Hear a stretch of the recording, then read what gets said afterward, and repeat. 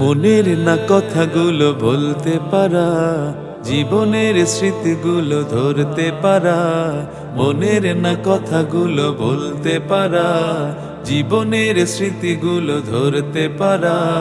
দুঃখ ব্যথা হাসি আনন্দ ভাগ করে নাও অল্প, জীবনের গল্প, জীবনের গল্প, জীবনের গল্প। সুপ্রিয় দর্শক, আসসালামু আলাইকুম ওয়া রাহমাতুল্লাহি ওয়া বারাকাতুহু। কাছে কিংবা দূরে, দেশ এবং প্রবাস, যে যেখান থেকে যুক্ত হয়েছেন, দেখছেন রোব বাংলাদেশ নিবেদিত জীবনের গল্প। স্পন্সর রয়েছে মালাবিস। সুন্দর এই আয়োজনে বাংলাদেশের সাংস্কৃতিক অঙ্গন বা বিশিষ্ট ব্যক্তিদেরকে আমন্ত্রণ জানানো হয়। আজকে আমাদের সেটে আসছে, আমরা যাকে আমন্ত্রণ জানিয়েছি, ক্লোজ আপ ওয়ান চ্যাম্পিয়ন 2005-এর জনপ্রিয় কণ্ঠশিল্পী, বিশিষ্ট মিডিয়া ব্যক্তিত্ব, বিশিষ্ট ব্যক্তিত্ব সম্পন্ন সঙ্গীত শিল্পী নোলক বাবু। আসসালামু আলাইকুম রহমতুল্লাহ। ওয়ালাইকুম আসসালাম। কেমন আছেন? আলহামদুলিল্লাহ, ভালো আছি ভাইয়া। সবাই সচরাচর আপনাকে আমন্ত্রণ জানাবে যে ভাই গান শুনবো, এই করব, অনেক কিছু, কিন্তু আপনারও তো জীবনের একটা গল্প থাকে, আমারও প্রত্যেকটা মানুষের জীবনের গল্প থাকে। এই গল্পগুলো কেউ শুনতে চায় না। আজকে জীবনের গল্প এসে কেমন লাগছে আপনার? আমার ভীষণ ভালো লাগছে, আর আমার আরো বেশি ভালো লাগছে এখানে আপনি উপস্থাপনা করতেছেন। আপনি আমার খুব প্রিয় একজন মানুষ। ওভারঅল সবকিছু মিলে আলহামদুলিল্লাহ ভালো লাগছে। অনেক অনেক ধন্যবাদ। আপনি আমার খুবই প্রিয়। আর এই যে আপনি একজন সঙ্গীত শিল্পী, আমিও গান গাওয়ার চেষ্টা করি। এই যে মানে জাত ভাই একটা শব্দ আছে, হ্যাঁ হ্যাঁ, যে আমাদের রিলেশনশিপটা আসলে থাকা অনেক জরুরি। জি জি। আজকে জীবনের গল্পে আপনাকে স্বাগত জানাচ্ছি। প্রথমে আমি আপনাকে একটা প্রশ্ন করব, একটু ব্যতিক্রম। সেটি হচ্ছে যে সচরাচর আমরা সব মানুষগুলো বিভিন্ন জনকে ভালোবাসি, বিভিন্ন কর্ম, বিভিন্ন কিছুই আমরা করি। আপনাকে আমার খুব আনকমন, বা যেটা হওয়া দরকার ছিল, যেটা আমাদের করা দরকার ছিল, সেটা আমরা করি না। সেটা হচ্ছে আপনাকে পার্সোনালি এবং আপনার অনলাইন অ্যাক্টিভিটিসের মাধ্যমে আমরা জানতে পারি আপনি খুব মা ভক্ত, মাকে অত্যাধিক ভালোবাসেন, যে প্রত্যেকটা মানুষের করা উচিত। কোন সেন্স থেকে, কোন জায়গা থেকে আপনি মাকে এত বেশি ভালোবাসেন? প্রথমত, মার পার নিচে সন্তানের জান্নাত, এইটা হচ্ছে প্রথম কারণ। কারণ আমার মাকে আমি ভালোবাসবো, আমার মার সেবা করব, কারণ আমার মা আমার জন্য যত কষ্ট করেছে সেটা আমি সারা জীবন যদি সেই কষ্ট করি, তার এক চুল পরিমাণও আমি শোধ করতে পারবো না। আর আমার মাকে আরো বেশি ভালোবাসার কারণ হলো, আমি ছোট সময় যখন অনেক ছোট ছিলাম, ক্লাস 2-তে পড়ি, তখন আমার মা আমার জন্য অনেক কষ্ট করছে। বিভিন্ন জায়গায় কাজ করেছে, এবং কি মিলে কাজ করেছে। যেমন ধরেন, 1 মণ ধানের বস্তা নিয়ে ভাঙানো, এক জায়গা থেকে আরেক জায়গায় নিয়ে ভাঙানো। তো সকাল 8টার দিকে মিলে যেত, তার ছুটি হইতে হইতে আপনার 6টা-7টা বেজে যেত। তো এই লং টাইম সে মিলে কাজ করতো রোদে পুড়ে। তো এই যে একটা বিষয়, তখন আমি বুঝতে পারতাম যে আমার মা আমার জন্য, ওইখান থেকে এসে আবার আমার জন্য রান্না করতো, তারপরে আমি খাওয়া দাওয়া করতাম। তো ওই রান্নার যে খড়িটা আছে সেটাও কিন্তু আমার মা অ্যারেঞ্জ করে বাইরে থেকে নিয়ে আসতো। এই যে একটা কষ্ট, মানে আমার মা আমার জন্য মানে কি পরিমাণ কষ্ট করছে আমার চোখের সামনে আমি দেখেছি। তো আমার মাকে তো আমি পাগলের মতো ভালোবাসি, এটা সবাই জানে, এবং যতদিন বেঁচে আছি আমি বাঁচতেই থাকবো। মাশাআল্লাহ, আমার খুব ভালো লাগছে নোলক ভাই, যে ডাক্তার আতিয়ার রহমান, আমি তার সঙ্গে কিছুদিন আগে একটা প্রোগ্রামে ছিলাম। একই সঙ্গে ছোট বাচ্চাদের সামনে অবলীলায় বাবা মা কি কষ্টগুলো করেছে, এবং বাবা তাকে যেই কথাগুলো বলেছে, সেই কথাগুলোই পরবর্তী সময় সে বাংলাদেশ ব্যাংকের গভর্নর হয়ে বাবাকে বলেছে, বাবা তুমি যেরকম চিন্তা করেছিলে এই।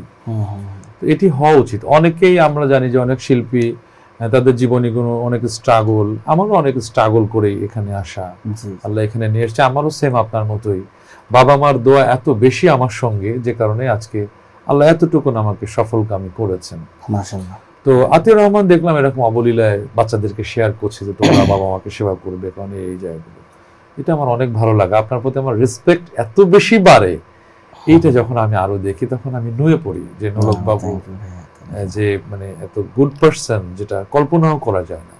কিন্তু আমরা জানি অনেকেই আবার এই জিনিসগুলো, দুঃখের স্মৃতিগুলো নিয়ে আসতে চায় না।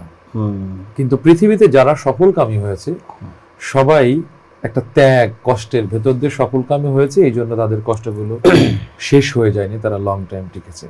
শিল্পী হিসেবে আজকে আপনার যে সুখ্যাতি, এত ভালোবাসা, এত কিছু, কোনো সময় অহংকার জমা হয় কিনা যে আমি অনেক বড় শিল্পী বা অনেক কিছু এরকম? না, ওরকম অহংকার আমার ভিতরে কখনো হয় না, কারণ আমি অহংকার আসার আগে আমি চিন্তা করি আমি অতীতে কি ছিলাম। হ্যাঁ, অতীতে কি ছিলাম। আর আসলে অহংকার তো ভালো না, কোনো মানুষের ভিতরে অহংকার আসা উচিত না। আমার ভিতরে আমি মনে করি না যে আমার ভিতরে কখনো অহংকার আসছে। যদি সচরাচর কখনো মানে এসেও থাকে, এর জন্য আমি আল্লাহর কাছে সরি, দুঃখিত, কিন্তু আমার মনে হয় না যে আমার ভিতরে কখনো অহংকার ছিল বা আছে। এরকম কখনো হয় না যে একটা স্টেজ পারফরমেন্স করছেন, অনেকেই সেলফি তুলতে চাচ্ছে বা আপনার সাথে কথা বলতে চাচ্ছে, কিন্তু আপনি খুব ভাব নিয়ে কারোর সাথে না, আমি এরকম আসলে আমি অনেক জায়গায় এই যে এই সিজনেও আমার মনে হয় আমি এত পরিমাণ অনুষ্ঠান করেছি আল্লাহ রহমতে, মানে প্রতিদিনই আমার প্রোগ্রাম ছিল। তো প্রতিদিনই কোনো না কোনো স্টেজে গেলে দেখা গেছে 15 জন 20 জন, কোনো জায়গায় মানে 100-200 জনের সাথেও সেলফি তুলতে হয়েছে। তো আমি কখনো বিরক্ত হই নাই। অনেক সময় দেখা গেছে যে ওই যে একটু ধাক্কাধাক্কি হয়, ঠিক আছে, একজন আরেকজনের উপরে পড়ে যায়। তো এরপরও আসলে মানে একটু খারাপ লাগলেও পরবর্তীতে আমি সাথে সাথে আবার ভুলে যাই বিষয়টা, যে কারণ এই মানুষগুলো আমাকে ভালোবাসে দেখি তো আমি আজকে নোলক পাবো, ঠিক আছে। তো অনেক সময় অনেক সিচুয়েশন অনেক কিছু হবে, ওইটাকে ম্যানেজ করে নেওয়াটাই আমার মনে হয় বেটার। আপনার দুটো সন্তান, এবং আমরা দেখি যে আপনি প্রতি জুমাবার ওদেরকে নিয়ে নামাজ পড়ছেন, খুব ইসলামিক মানে একটা কাঠামোর ভেতরে, মানে বন্ডিংটা ভালো লাগে।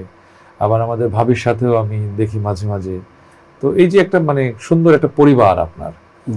আপনি, আপনার নাম হচ্ছে ফরহাদ হুসাইন, জি, নোলক বাবু, এই সিচুয়েশনটা কোন টাইমে হলো ক্রিয়েট, এই বিষয়ে যদি কিছু বলতেন। আমি যখন ক্লোজ আপ ওয়ানে অ্যাপ্লাই করতে চাই তখন এই বিষয়টা আমি জানতাম না। আমার একজন কাজিন আছে, ওর নাম হচ্ছে বাবু, ও টুকটাক গান লেখে। তো রেজিস্ট্রেশন করার সময় ও বাবুর আগে নোলক নামটা বসিয়ে দেয়। তখন ও আমাকে বলে যে এরকম একটা ক্লোজ আপ ওয়ান তোমাকে হচ্ছে বাংলাদেশ একটা প্রতিযোগিতা শুরু হবে, তুমি কি এটাতে রেজিস্ট্রেশন করছো? আমি বলছি না। পরে আমাকে নাম্বার দিয়েছিল, পরের দিন আমি ফোন দিলাম, দেওয়ার পরে আমাকে তারা অ্যালাউ করে নাই, কারণ তাদের 48,000 প্রতিযোগী কমপ্লিট হয়ে গেছে।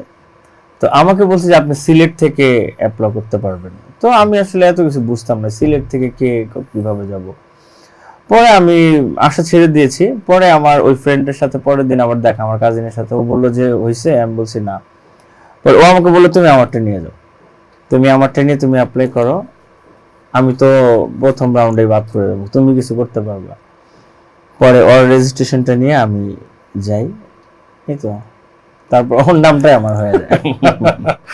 এটা কিন্তু আমরা জানতাম না, দেখছেন না আজকে। মানে আমি যেভাবে শুনেছিলাম যে আপনি বোধহয় অডিশন পার করে এসে আহমেদ ইমতিয়াজ, বুলুল বা কে বা ওনারা কেউ হয়তো আপনাকে এরকম নামটা দিয়েছে, কিন্তু আজকে রিয়েল। এই জন্যই জীবনের গল্প, জীবনে যখন গল্পটা হয়, শেয়ারিং হয়, তখন অরিজিনাল জিনিসটা জানা যায়। সেই ফ্রেন্ড পরবর্তী সময় যখন আপনি চ্যাম্পিয়ন হলেন, তখন আপনাকে অনেক সম্মানিত করা হলো, অর্থ করি আবি যাবি, তখন বন্ধু কিভাবে খুশি হলো এই জিনিসটাতে?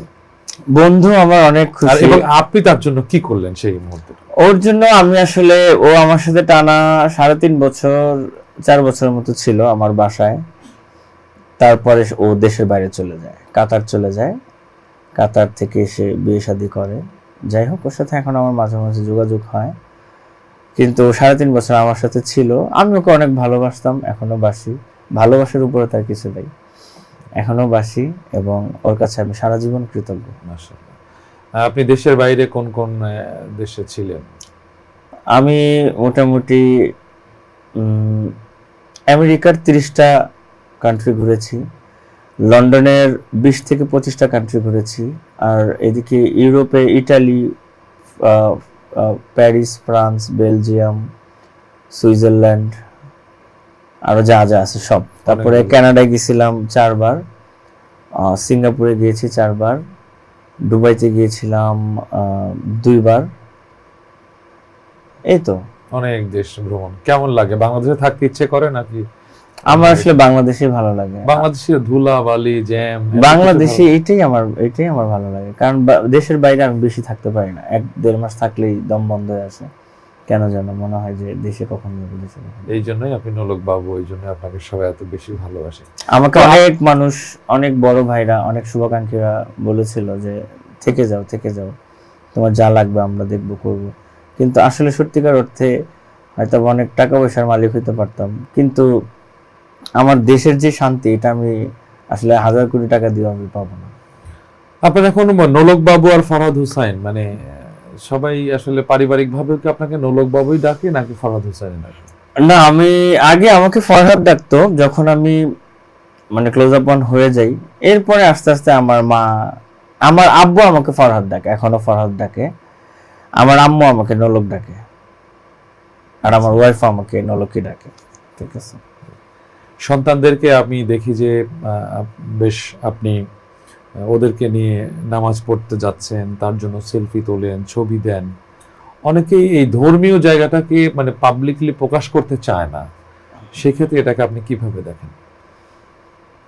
আমি আসলে একজন মুসলমান, আমার দৃষ্টিকোণ থেকে আমি মনে করি যে গানের চাইতে ইসলামটা বেশি প্রচার করা উচিত। আমি তো একজন সঙ্গীত শিল্পী, একজন মুসলিম হিসেবে আমার দায়িত্ব আমার ইসলাম বেশি বেশি প্রচার করা। আর আমি এই জিনিসগুলো মাঝে মাঝে করার কারণ হচ্ছে আমাকে দেখে আরো যেন 20টা মানুষ শেখে যে একজন শিল্পী হয়ে, একজন গানের মানুষ হয়ে সে কিভাবে মসজিদে যাচ্ছে, নামাজ কালাম পড়তেছে, বাচ্চাদেরকে ইসলামিক শিক্ষা দিচ্ছে। এটা আমার নৈতিক দায়িত্ব আমি মনে করি, এর জন্য আমি কাজগুলো বেশি বেশি করি এবং আমার ভীষণ ভালো লাগে। এটা কে কিভাবে নিল এটা আমার দেখার বিষয় না। এই যে আপনার কাছ থেকে শিখলাম, কিন্তু আমি দেখেছি, আমিও তো অস্ট্রেলিয়া বিভিন্ন দেশে গিয়েছি, মুসলমানরা সেখানে গিয়ে নিজের নামটা কিন্তু চেঞ্জ করে ফেলেছে। আপনি যে অনুভূতি ধর্মীয় জায়গা থেকে যেটা লালন করছেন, আমার দেখা জিনিসের আগে আমিও সিঙ্গাপুর, মালয়েশিয়া বহু দেশ গেলাম, তো দেখেছি যে বিশেষ করে অস্ট্রেলিয়া আমার দেখা যে তার নাম, ধর্মীয় নাম, বাপ মার রাখা নাম, যেটা ইসলামকে আইডেন্টিফাই করে, ধরেন কথার কথা ইসলাম আছে, জি জি, এটাকে সে ছিটে মিটে এমন একটা নাম দিয়েছে, কোন ধর্মের লোক বোঝা যায় না, সে গা ভাসিয়েছে দুনিয়ার এই, আপনি তো জানেন বিভিন্ন দেশে। জি জি জি জি। তো এই অবস্থা আলহামদুলিল্লাহ, আল্লাহ আপনাকে আরো ভালো রাখুন, সমৃদ্ধি দান করুন। Thank you. আরো জীবনের প্রথম গানটা কোনটা আপনার ছিল, যে এই গানটা আপনার জীবনের প্রথম গান? আমার জীবনের প্রথম মৌলিক গান ছিল মেঘ ভাঙা রোদ। আমরা কি 2 লাইন শুনতে পারি? হ্যাঁ শিওর। জি। এই গানটা লিখেছে কবি বকুল ভাই এবং সুর করেছে আলী আকবর রূপু। এটা আমার জীবনের প্রথম মৌলিক গান, এটা তো আমি পেয়েছি লটারির মাধ্যমে। আচ্ছা আচ্ছা। মেঘ ভাঙা রোদ নীল প্রতিশোধ, গতকাল হয়ে যাওয়া বৃষ্টি, পারিনি জবাব দিতে, বোবা ভাষা বুঝে নিতে, তোমার ওই ভীরু ভীরু দৃষ্টি। মেঘ ভাঙা রোদ নীল প্রতিশোধ, গতকাল হয়ে যাওয়া বৃষ্টি। মাশাআল্লাহ মাশাআল্লাহ। আমরা আরো কিছু কথা, কিছু গান শুনবো, আমরা একটা বিরতিতে যাচ্ছি। প্রিয় দর্শক, আপনারা দেখছেন জীবনের গল্প। এই জীবনের গল্প আজকে আমাদের সঙ্গে রয়েছেন ক্লোজ আপ ওয়ান চ্যাম্পিয়ন নোলক বাবু, যার জীবনের অনেক স্মৃতিগুলো, অজানা তথ্যগুলো আমরা আজকে জানছি, এবং চমৎকার ব্যক্তিত্ব সম্পন্ন মানুষের এই কথাগুলো আশা করছি আপনারা অনুপ্রাণিত হচ্ছেন। আমরা নিচ্ছি ছোট্ট একটু বিরতি, আমাদের সঙ্গে থাকবেন। মনের না কথাগুলো বলতে পারা, জীবনের স্মৃতিগুলো ধরতে পারা, মনের না কথাগুলো বলতে পারা, জীবনের স্মৃতিগুলো ধরতে পারা, দুঃখ ব্যথা হাসি আনন্দ ভাগ করে নাও অল্প, জীবনের গল্প, জীবনের গল্প, জীবনের গল্প। রোব Bangladesh exclusive clothing brand, Punjabi, Kabuli ও জুব্বার বিশ্বস্ত প্রতিষ্ঠান। মানসম্মত ফেব্রিক্স দিয়ে তৈরি করা হয় রুচিশীল আধুনিক এক্সক্লুসিভ পোশাক। আমাদের পণ্যের প্রতিটি অ্যাক্সেসরিজও ইউনিক ও মানসম্পন্ন। দক্ষ কারিগর দ্বারা প্রস্তুতকৃত পোশাকগুলো একাধিক কিউসির মাধ্যমে গুণগত মান নিশ্চিত করা হয়। এখনই ভিজিট করুন আপনার নিকটস্থ রোব আউটলেটে অথবা ঘরে বসে অনলাইনে অর্ডার করুন রোব বাংলাদেশ। প্রিয় দর্শক, বিরতির পর আবারও স্বাগত জানাচ্ছি রোব বাংলাদেশ নিবেদিত জীবনীর গল্প। কো-স্পন্সর হিসেবে রয়েছে মালাবিস। আমাদের এই আয়োজনে যুক্ত রয়েছেন বাংলাদেশের প্রথিত যশা সঙ্গীতজ্ঞ, সঙ্গীত শিল্পী এবং পরিচ্ছন্ন ব্যক্তির অধিকারী নোলক বাবু।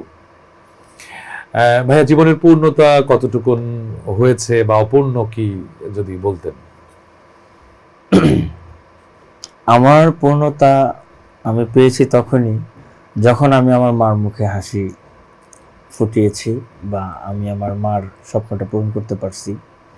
যেমন যখন আমার মা খুব কষ্টে ছিল, তখন আমি এলাকাতে যখন গান গাইতাম বিভিন্ন স্টেজে, লোকাল স্টেজগুলোতে, আমার এক বড় ভাই আছে, উনি আমাকে বিভিন্ন এলাকায় লোকাল প্রোগ্রামগুলোতে নিয়ে যেত। এবং আমার এখনো মনে আছে যে অনেক প্রোগ্রামে আমার 1500 টাকা পর্যন্ত পেমেন্ট দিত। 1500, 2000, 500, 1000। এটা 2002 সাল, 1 সালের কথা বলতেছি।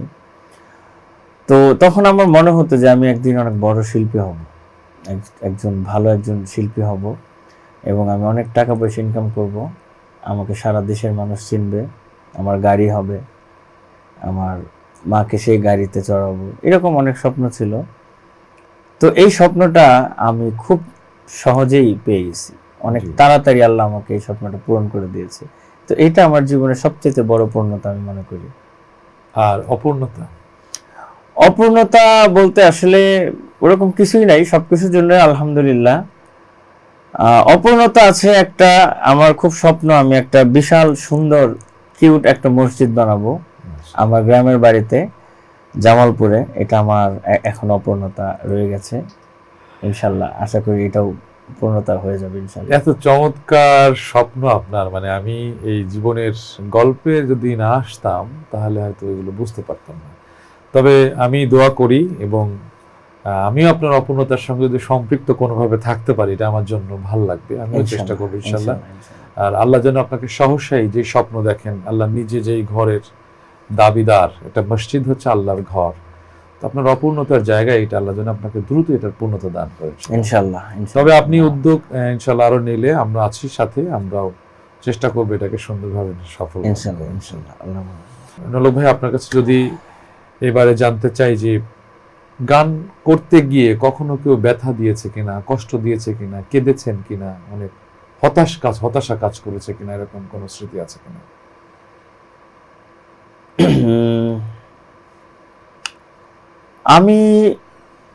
আমার মনে আছে, ছোট্ট করে বলি, একটা স্টুডিওতে আমি আসলে ওরকম ব্যথা পাই না, কিন্তু একটা স্টুডিওতে আমি আমার 18 বছর আগে আমি একটা গান পেয়েছিলাম।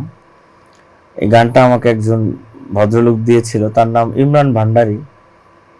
গানটা 18 বছর পরে যখন আমি নতুন করে মিউজিক করে, মানে গানটা এখনো পাবলিশড হয় নাই, এটা আমি গানটা রেডি করে রাখছি, শুধু মিউজিক ভিডিও করে গানটা রিলিজ দিব। তো ওই গানটা আমি গাওয়ার সময় আমার চোখে পানি চলে আসছিল। এরকম অনেক গানই, আরেকটা মার গান আছে, ওই গানটা আমি নিজে সুর করেছি, ওই গানটাও যখন আমি ভয়েস দিই তখন আমার চোখে পানি চলে আসছিল, আমার খুব কষ্ট লাগছে এবং আবার খুব আনন্দও লাগছে। গানটাকে হৃদয় দিয়ে ওন করেন, ধারণ করেন জন্য গানের বাণীগুলো, সুরগুলো আঘাত করে। জি জি।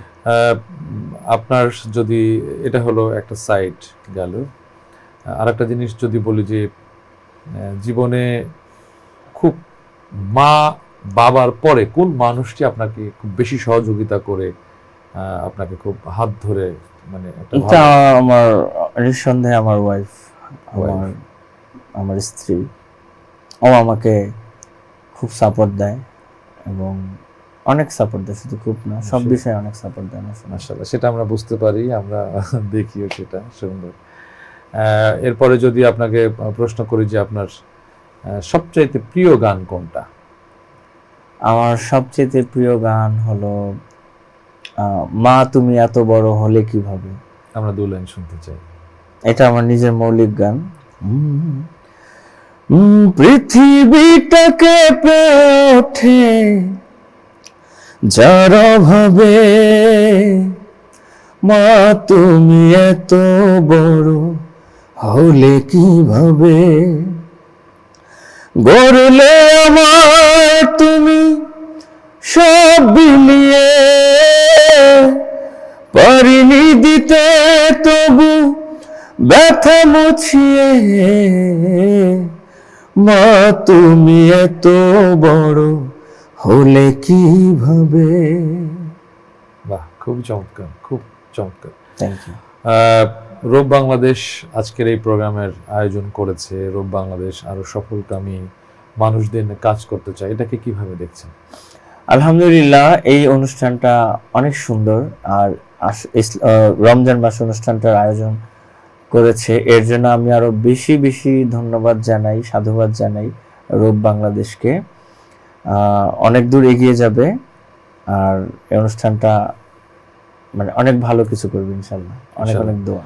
আপনার যেরকম মানবীয় মানে মৌলিক গুণাবলী খেয়াল করছি, অনেক মানুষের এই গুণাবলীটা নাই, এবং অনেকেই গান করার ক্ষেত্রে শিরক করে, সেটা হোক ইসলামিক গানের ভিতরে অনেক নাতে রাসূলকে জড়ায় শিরক আছে, আধুনিক গানেও শিরক আছে। কিন্তু একজন শিল্পীর তার ধর্মীয় জায়গা থেকে বা সে যে ধর্মেরই হোক, যেমন আমার ধর্মে মুসলমান, আমাদের তো শিরক একদম মারাত্মক গুণ, মারাত্মক গুণ। মানে তো এই জায়গা থেকে অনেক শিল্পী গানগুলো বাছাই করে না বা গানগুলো শোনার ক্ষেত্রে অ্যানালাইসিস করে না। এই ক্ষেত্রে আপনি কি বলবেন? গায়কের এটা আসলে তাদের ব্যর্থতা। আসলে মানুষের টাকার লোভে পড়ে মানুষ এখন এমন এমন বাজে বাজে গান করতেছে, মানে সে জানে যে গানটা মার্কেটে আসার সাথে সাথে হিট হবে, ভিউয়ার্স হবে, অনেক ভিউ হবে, এটা থেকে আমি হয়তো বা 200, 400, 500, $1000 ইনকাম করতে পারবো। কিন্তু সেই জিনিসটা উপলব্ধি করতে পারতেছে না যে এই গানগুলোর কথা যতগুলো মানুষের কানে যাবে, ততগুলো তার চাইতে ডাবল গুণা তার আমল নামায় লেখা হচ্ছে। এগুলোর হিসাব আসলে তাকে যে দিতে হবে সে সেটা জানে না।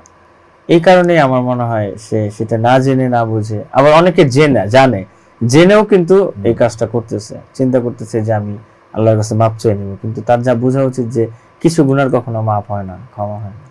মাশাআল্লাহ, অনেক সুন্দর করে বলতে পারেন, তো খুব ভালো লাগছে। Thank you. আল্লাহ তাদের হেদায়েত অনেক সুন্দর করে, খুব চমৎকার করে বলছেন, খুব ভালো লাগছে। নলক ভাই, আমি যদি আপনাকে এবার বলি যে রিঙ্কুর সঙ্গে আপনার মানে জনপ্রিয় কণ্ঠশিল্পী রিঙ্কু, তার সঙ্গে আপনার সম্পর্কটা কেমন? এখন তো সে অনেক অসুস্থ। ওর সাথে আমার সম্পর্ক একদম শুরু থেকে এখন পর্যন্ত খুবই ভালো, কিন্তু মাঝখানে একটু গ্যাপ হয়ে গেছে ওর সাথে, হয়তো বা কমিউনিকেশনটা একটু গ্যাপ হয়ে গেছে। কিন্তু আমি ওকে অনেক ভালোবাসি, ও আমার খুব ক্লোজ, একদম বেস্ট ফ্রেন্ড ছিল। ক্লোজ আপন তোমাকেই খুঁজছে বাংলাদেশ 2005, এইখানে আমরা যতগুলো ভাই বোন ছিলাম সবাই আমরা খুব আন্তরিক, একজন আরেকজনের সাথে খুব মিল আমাদের। কিন্তু আমাদের মাঝখানে হঠাৎ করে রিঙ্কু একটু অসুস্থ হয়ে পড়েছে, ও 4 বার স্ট্রোক করছে। আমি সবার কাছে দোয়া চাই ওর জন্য।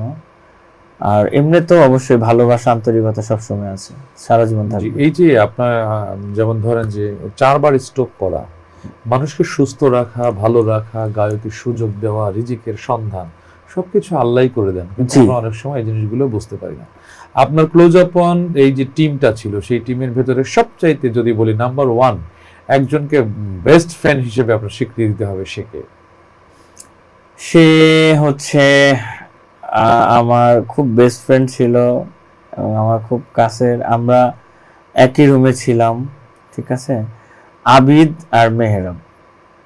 কিন্তু আবিদ আর মেহরাব এখন সঙ্গীত এনাদেরকে দেখা যাচ্ছে না। আবিদ তো মারা গেছে, হ্যাঁ, আমাদের কক্সবাজারে, আল্লাহকে জান্নাতুল ফেরদৌস নসিব করুক।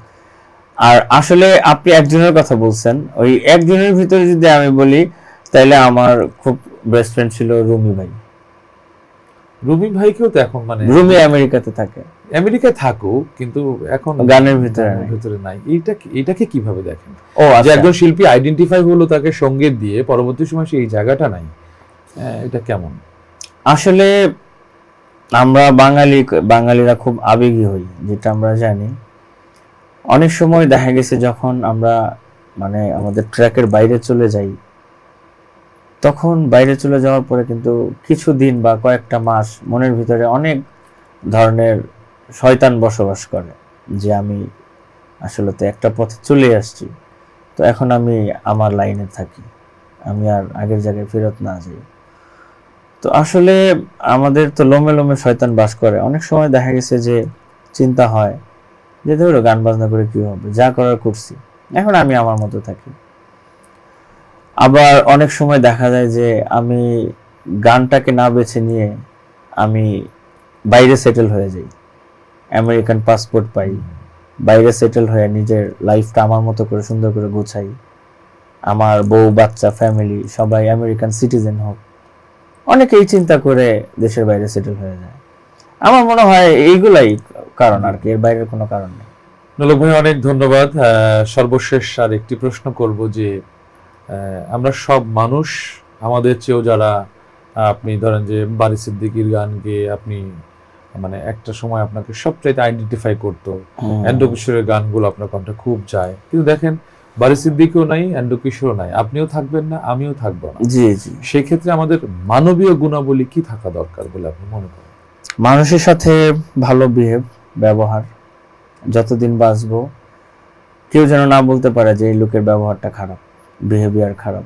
সবাই যেন বলতে পারে উনি খুব অর্থকরী, টাকা পয়সা না থাকুক, কিন্তু এই লোকটার ব্যবহার খুব চমৎকার, একজন ভালো মনের মানুষ ছিল। আমি মনে করি এটাই প্রথম থাকা উচিত। নিঃসন্দেহে। আর পিতামাতার সেবার কথা যেটা বলছিলেন, সেটা তো এই জায়গায় আমরা এও জানি যে অনেকেই মানে সে ভালো অবস্থানে আছে, তার অর্থ সম্পদ মানে যশ খ্যাতি সব আছে, কিন্তু যেই বাবা মা এত কষ্ট করে তাকে মানুষ করছে সেই বাবা মার খোঁজ খবর রাখছে না, এরকম তারা হচ্ছে আসলে কুলাঙ্গার শয়তান। ঠিক আছে, তাদের এইটাই আমি বলবো, সময় থাকতে যদি বাবা মার সেবা একজন সন্তান না করতে পারে, তার মতো হতভাগা পৃথিবীর কেউ নাই। এটা আমি কোনো ধর্মীয় কথাবার্তা বলতেছি না, এটা আমি আমার নিজের ব্যক্তি নোলক বাবু ব্যক্তিগত মতামত থেকে বলতেছি। বাবা মা বেঁচে থাকা অবস্থায় বাবা মার সেবা করা, বাবা মাকে বেশি বেশি টেক কেয়ার করা।